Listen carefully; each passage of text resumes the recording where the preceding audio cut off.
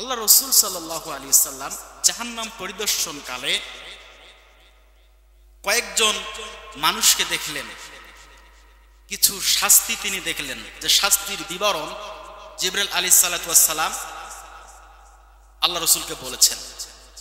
তিনি দেখতে পেলেন যে বিশাল আকৃতির পেট, বড় বড় পেট, গম্বুজ আকারের পেট নিয়ে মানুষ বসে আছে, শাস্তি ভোগ করছে। আর ওই পেটের মধ্যে নাড়ি ভুঁড়ি এটা সেটা সাপ বিচ্ছু চলাচল করছে। আল্লাহ রসুল বললেন, জিবরাইল এরা কারা, কি অপরাধ, কেনই বা এদের শাস্তি হচ্ছে আমি জানতে চাই।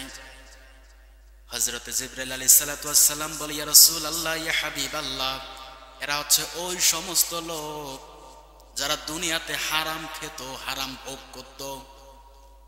খায় না এরকম? এতিমদের জমি ফাঁকি দিয়ে মেরে দিয়ে খায়, বাবা নাই মা নাই, সম্পদ আছে কিন্তু বুদ্ধি বুদ্ধি করে ফাঁকি দিয়ে মেরে দিয়ে খেয়ে নিল। এটা হারাম না হালাল বলেন তো? হারাম।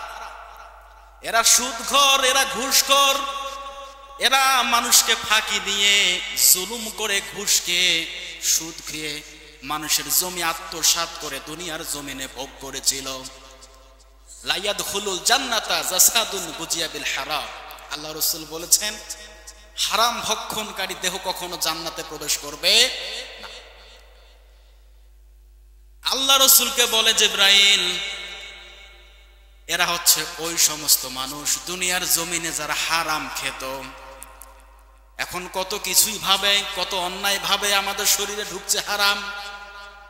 শুধু যে ঘুষ খাওয়া, সুদ খাওয়া হারাম এমনটা নয়, হারামের বিবরণ অনেক আছে। লা ইয়াদখুলুল জান্নাত, দাখালা ইয়াদখুলু, দাখালা মানে প্রবেশ করেছে বা করবে, আর ইয়াদখুলু মানে কখনোই প্রবেশ করবে না, পূর্বেও করেনি, এখনো করবে না, ভবিষ্যতেও করবে না। কি? জাসাদুন গুজিয়া বিল হারাম, হারাম ভক্ষণকারী দেহ কখনোই কোনোদিনও জান্নাতে প্রবেশ করবে না। হাদিসটা কি বানিয়ে বললাম? সত্যি হাদিস, রাসূল বলেছেন যারা হারাম খাবে তারা কখনো জান্নাতে প্রবেশ করতে পারবে না। আমরা শুধু মনে করি ঘুষ খাওয়া, সুদ খাওয়া হালাল বা হারাম, হারাম মনে করি, কিন্তু এর ভিতরেও যে হারাম আছে এটা আমরা জানি না মনে হয়। যদি আপনি অন্যায়ভাবে মানুষের 1 ইঞ্চি জায়গা ফাঁকি দিয়ে মেরে খেয়ে থাকেন, এটা আপনার জন্য হারাম। এটা কি? আপনি ভোগ করছেন অন্যায়ভাবে, কেউ জানে না, আপনি ভোগ করে নিচ্ছেন। জানে কে? আল্লাহ।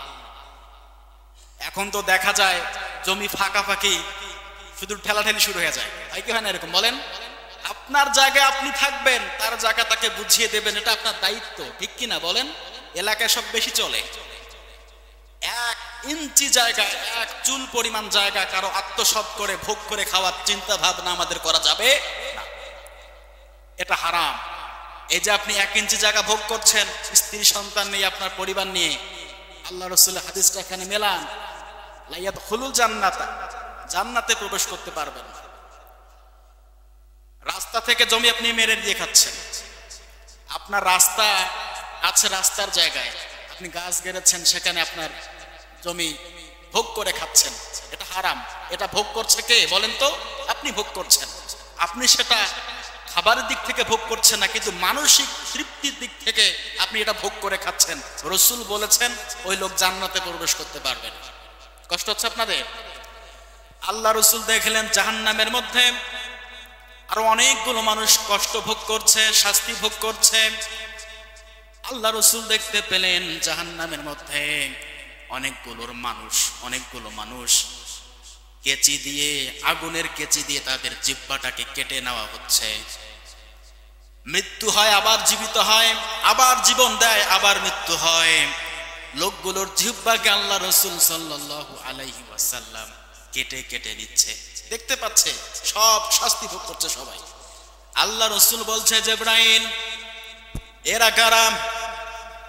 হযরত জিবরাইল আলাইহিসসালাতু ওয়াসসালাম বলে, ইয়া রাসূলুল্লাহ, ইয়া হাবিবাল্লাহ, এরা হচ্ছে ওই সমস্ত মানুষ দুনিয়ার জমিনে যারা নিজে আমল করতো না, মানুষকে আমল করার কথা বলতো, নিজে করতো না, মানুষকে বলতো